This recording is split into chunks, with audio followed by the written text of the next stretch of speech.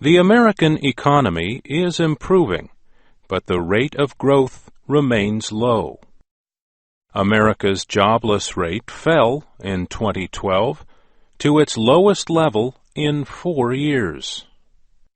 Average home prices are no longer falling, and money has been flowing into financial markets. But as the year ends, most observers say the economic recovery has not been as strong as they had hoped. One reason for the recovery is federal spending. Like many other countries, the United States is spending more money than it is receiving in taxes. Some countries are spending money they do not have in an effort to get their economies growing again. Richard Rahn is an economist with the Cato Institute. If countries had only been spending within their means and keeping spending growing at no faster than the rate of economic growth, we wouldn't have the global economic mess.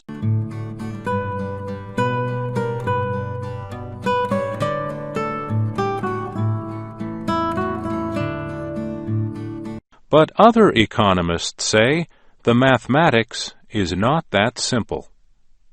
Desmond Lockman is with the American Enterprise Institute. He notes that deep budget cuts in Greece have produced a deep recession.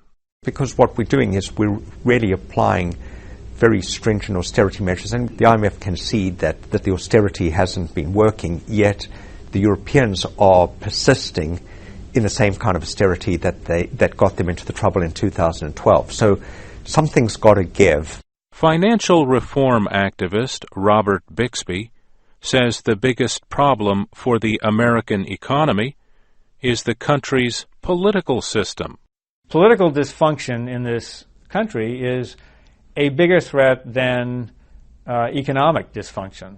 Federal Reserve Chairman Ben Bernanke says the country does not have to be this way. He has urged lawmakers to provide leadership.